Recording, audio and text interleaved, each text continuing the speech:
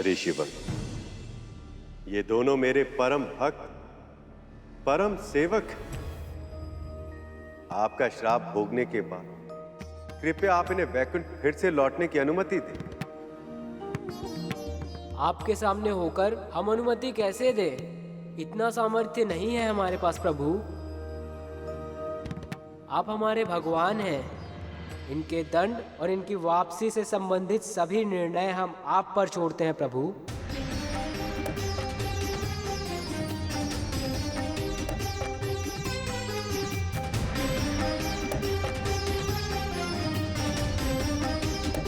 पृथ्वी पर अपना दंड भोगने के बाद तुम दोनों वैकुंठ अवश्य लौटोगे, किंतु उससे पहले या तो तुम्हें 7 जन्मों तक मेरा मित्र बनना होगा या 3 जन्मों तक शत्रु।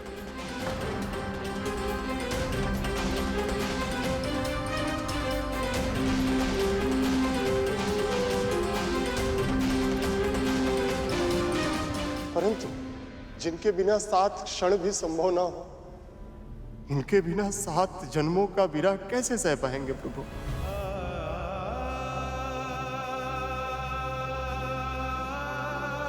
दिन रात जिनके गुणगान करते करते मेरी जीवा नहीं थकती,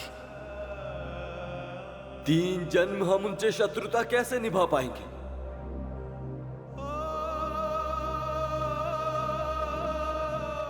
ये कैसा धर्म संकट है प्रभु?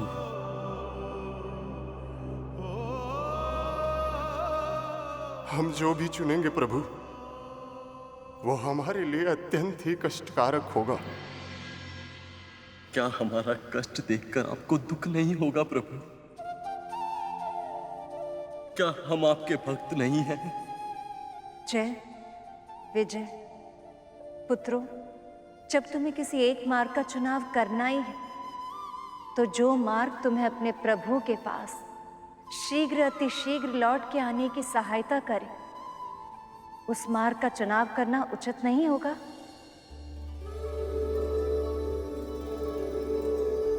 शत्रु के मन मस्तिष्क में भी सदैव अपने प्रतिद्वंदी का ही विचार रहता है। दिन रात सोते जागते वो सदैव अपने शत्रु का स्मरण करता रहता है। और फिर 3 जन्मों का समय 7 जन्मों से कम भी तो है।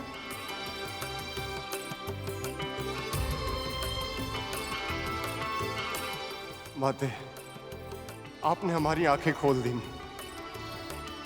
आपने हमारी सहायता की, हमें मार्गदर्शन दिखाया। ये किसी वरदान से कम नहीं है मां।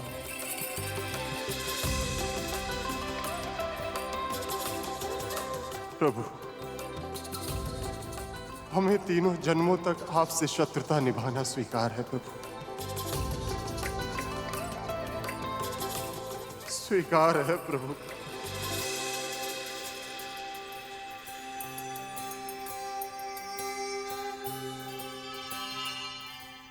नारायण के प्रति आपकी भक्ति सचमुच अद्भुत है।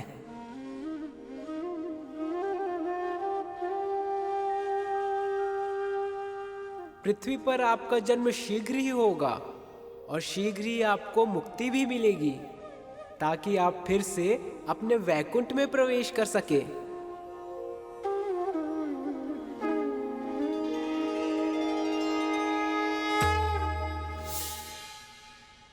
इन तीनों के जन्मों में जय विजय किस रूप में है मां?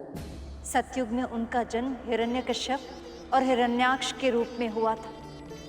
त्रेता युग में उनका जन्म रावण और कुंभकर्ण के रूप में होगा। और द्वापर युग में नारायण के इन शत्रुओं को शिशुपाल और दंतावक्र के रूप में पहचाना जाएगा। ये सभी स्वयं प्रभु के हाथों मारे जाएंगे और फिर से वैकुंठ में वास करने के अधिकारी बनेंगे। मुझे उन दोनों के सत्यों के अवतारों की कथा विस्तार में सुनाइए ना मां। ऋषि सनकादिक ने जैसे कि कहा था, उनके जन्म का समय निकट ही था। महर्षि कश्यप की पत्नियों में से एक दिति उनके आश्रम में पुत्र प्राप्ति की इच्छा से आई। मुझे अदिति दीदी की तरह संतान चाहिए। और ये उचित समय नहीं है संतान धारण करने के लिए। इस बेला में संतान धारण करने से उनमें तामसिक गुण आ जाते हैं देवी। नहीं, मैं प्रतीक्षा नहीं कर सकती। महर्षि कश्यप को आने वाली अशुभता का आभास हो गया था। समय ने उनके अनुमान को सत्य सिद्ध कर दिया था। जब उनके पुत्रों हिरण्यकश्यप और हिरण्याक्ष के रूप में जय विजय का जन्म हुआ तो सारी पृथ्वी कांप उठी। फूल पक्षी बोलने लगी, सियार विलाप करने लगी।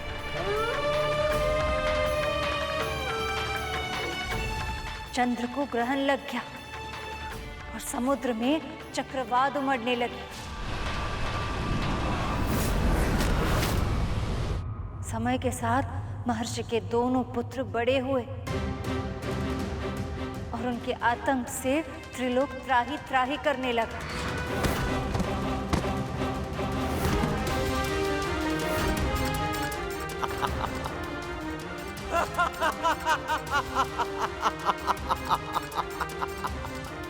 कोई योद्धा जो मुझसे युद्ध कर पाए, जो मुझे पराजित कर पाए,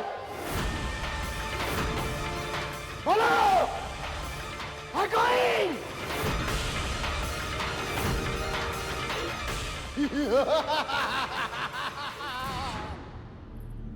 अधर्मी का सबसे बड़ा अवगुण यही होता है। हर सुबह उठकर वो इसी विचार में मग्न होता है कि आज किसके साथ युद्ध किया जाए। हिरण्याक्ष के साथ भी ऐसा ही हुआ था। देवता भी उसके बल के सामने पराजय स्वीकार कर चुके थे। स्वयं को सर्वशक्तिमान समझने लगा था वो। जब एक दिन उसे कुछ साधु श्री नाम जपते हुए, तपस्या करते हुए मिले। ओम विष्णवे नमः स्वाहा, ओम विष्णवे नमः स्वाहा, ओम विष्णवे नमः स्वाहा।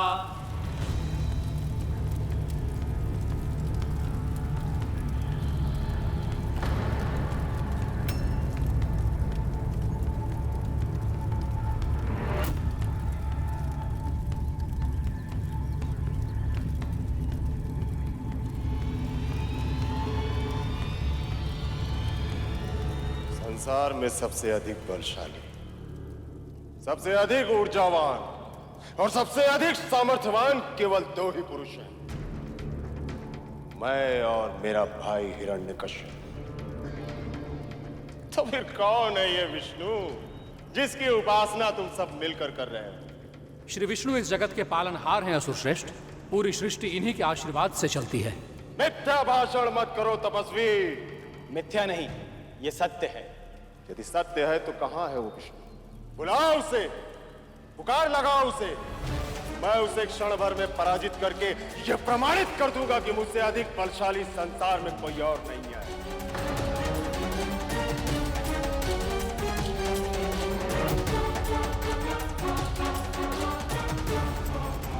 क्या हुआ?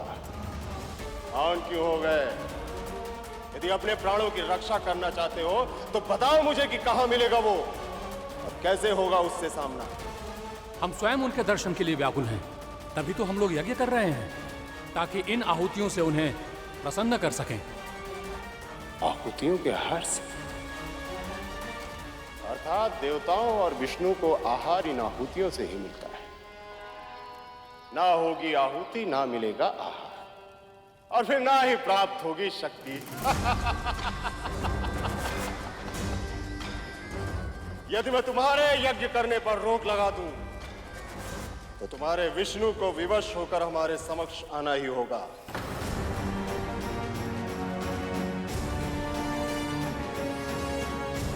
तपस्वियों, आज के बाद कोई भी किसी भी प्रकार का इस धरती पर यज्ञ नहीं करेगा।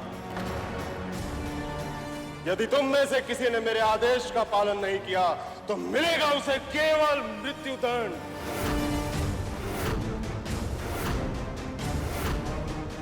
मृत्यु के भय से यदि हम में से किसी ने भी यज्ञ को बंद भी कर दिया तब भी तुम्हें कोई विशेष लाभ नहीं होगा हिरण्याक्ष, क्योंकि समूची पृथ्वी पर कोने कोने में भगवान के भक्त यज्ञ कर रहे हैं। कहां कहां पर रोक लगाओगे तुम? कहां कहां बंद करवाओगे यज्ञ को? कोने कोने में, पृथ्वी के हर स्थान पर इस प्रथा को बंद कर दूंगा मैं। और तुम में से यदि किसी भक्त ने मेरे आदेश का पालन नहीं किया तो सारी पृथ्वी को जल में डुबो दूंगा मैं, और तुम सारे भक्त मारे जाओगे, और तब तुम्हारा विष्णु मेरा सामना करने पे विवश हो जाएगा।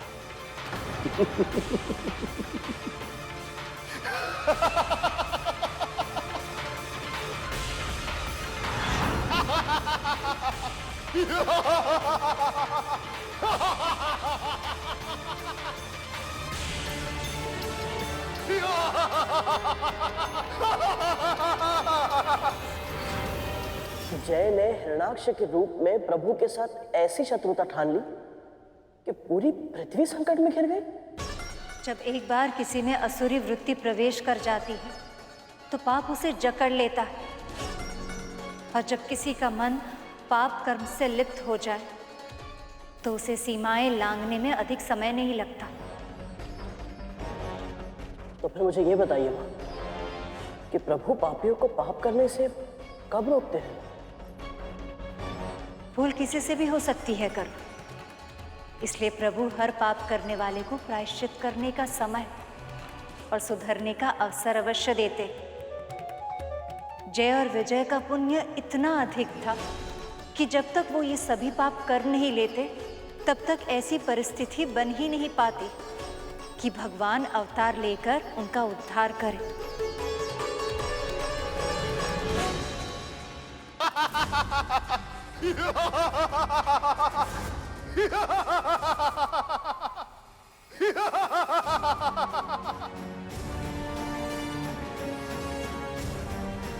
इतना विराट आकार, इतना विशाल शरीर,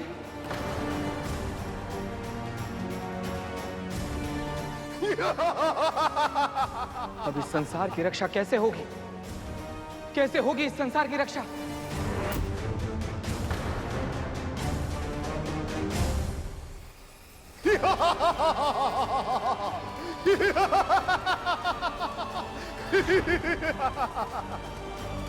ठहरी असुर शिरोमणि, ऐसा अन्याय मत कीजिए। यदि आप धरती को इसके कक्ष से बाहर निकाल देंगे तो सभी प्राणी मर जाएंगे। धरती पर जीवन का अंत हो जाएगा, और केवल धरती ही नहीं, अन्य ग्रहों पर भी इसका प्रभाव पड़ेगा। और तुम नहीं चाहती कि ऐसा हो, है ना भूदेवी?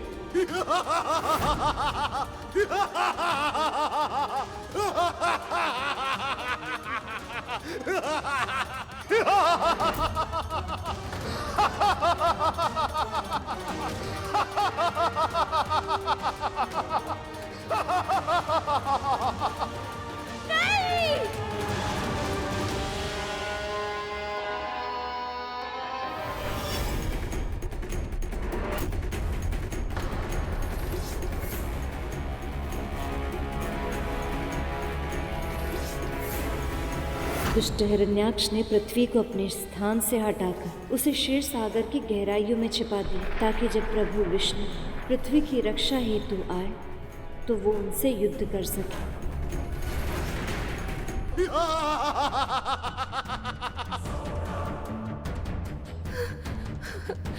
रक्षा कीजिए प्रभु, बचा लीजिए अपनी सृष्टि को। यदि शीघ्र ही आपने कुछ नहीं किया तो विनाश के भस्म के अतिरिक्त और कुछ नहीं बचेगा आपकी प्रिय पृथ्वी पर।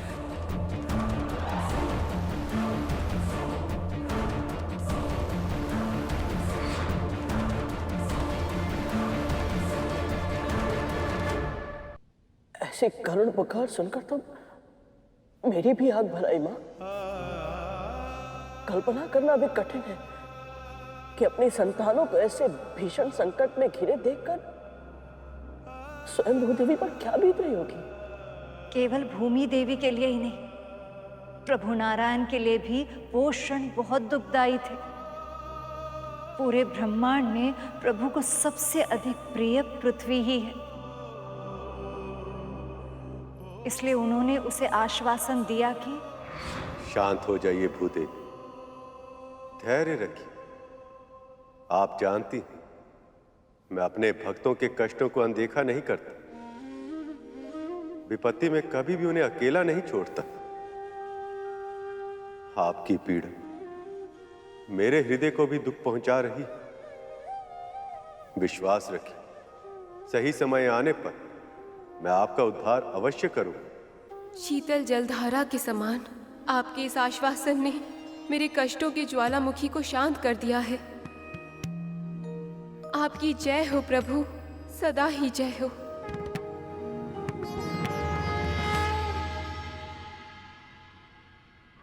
सही समय आने पर परंतु मां, हिरण्याक्ष ने पृथ्वी को उनकी कक्षा से अंतरिक्ष की सहज दूरी से हटा दिया था, समुद्र में ले जाकर कीचड़ में डुबा दिया था। सभी पृथ्वीवासियों का, प्रभु के भक्तों का जीवन संकट में था मां, और ऐसे में प्रभु किस समय की प्रतीक्षा कर रहे थे? संसार में कोई भी घटना संयोग से नहीं घटती पुत्र। विधि का हर विधान पहले से ही निश्चित है।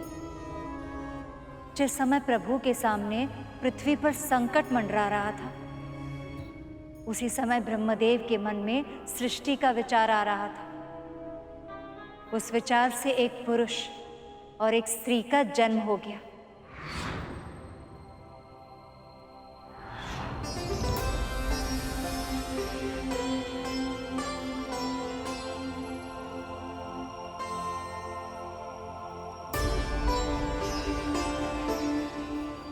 मनु, शत्रुपा, अब आप दोनों को ही सृष्टि का सर्जन करना होगा। प्रणाम ब्रह्मदेव। आपकी आज्ञा शिरोधार्य है प्रभु, पर दसों दिशाओं में जल ही जल है, हम कहाँ जाए? सृजन और पालन पोषण के लिए भूमि की आवश्यकता है प्रभु, हमें पृथ्वी दीजिए। ये कार्य तो केवल नारायण ही कर सकते हैं, इसलिए आप दोनों को ही उनका आह्वान करना होगा।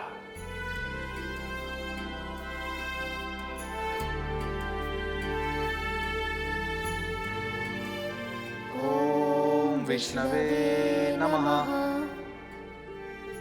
ओम विष्णवे नमः। ओम विष्णवे नमः।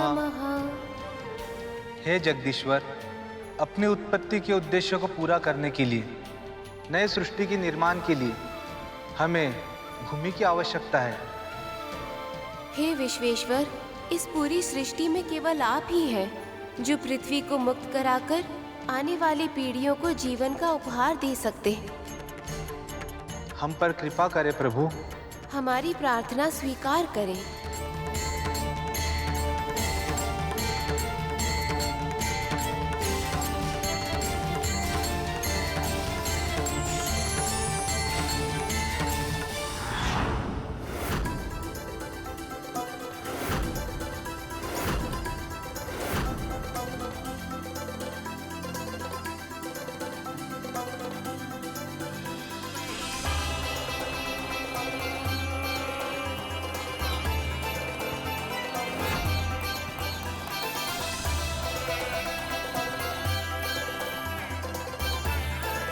प्रभु नारायण ने अवतार लिया है।